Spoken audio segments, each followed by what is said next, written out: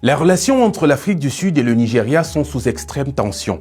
Abuja accuse Pretoria de ne pas avoir assez protégé les Nigérians présents en Afrique du Sud des attaques xénophobes qui se font de plus en plus violentes. C'est dans ce contexte tendu que le président nigérian Bola Ahmed Tinubu a décidé de frapper fort en donnant son feu vert à la FCCPC, l'autorité de la concurrence au Nigeria, pour mettre fin au monopole d'Optasia SA, une entreprise sud-africaine qui domine depuis plus de 12 ans le marché des avances téléphoniques et des data au Nigeria. Mais de quoi s'agit-il concrètement? Lorsqu'un Nigérian n'a plus de crédit téléphonique ou de data et qu'il décide d'emprunter auprès de son opérateur, derrière ce petit geste, il y a toute une technologie, un algorithme qui évalue son profil, son historique de recharge, sa consommation et sa capacité éventuelle à rembourser.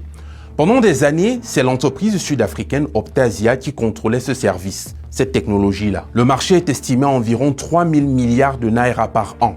On ne parle donc pas d'une petite affaire. C'est un secteur à la croisée des télécoms, de la finance et de la souveraineté numérique.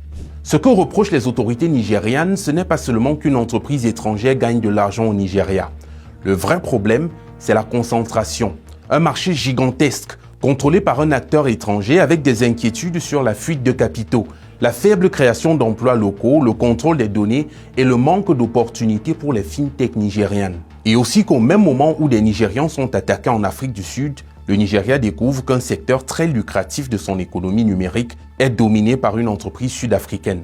Autrement dit, dans la rue, certains Nigérians ne sont pas la bienvenue en Afrique du Sud, mais dans l'économie nigériane, les entreprises sud-africaines, elles, occupent parfois des positions très confortables et même parfois de monopole. Une précision à faire, c'est que l'entreprise en question n'emploie pas du tout au Nigeria, puisque ses bureaux et son personnel sont en Afrique du Sud. Les fonds, eux aussi, sont rapatriés en Afrique du Sud. Bien sûr, il ne faut pas tomber dans le piège de la revanche aveugle. L'Afrique n'a pas besoin d'une guerre économique entre le Nigeria et l'Afrique du Sud, nos deux géants. Ce dont le continent a besoin, c'est d'un principe clair, la réciprocité, la justice économique et le respect des citoyens africains partout où ils vivent. Oui au panafricanisme, mais oui encore un panafricanisme sans complaisance.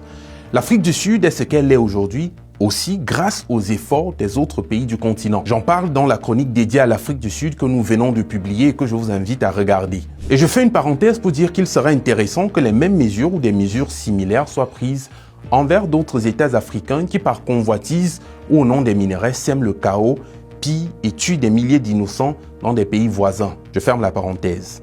Nous sommes des frères, mais qui aime bien châtie bien. Partagez vos avis en commentaire. Je suis Livingston Amand, c'était Afro au quotidien.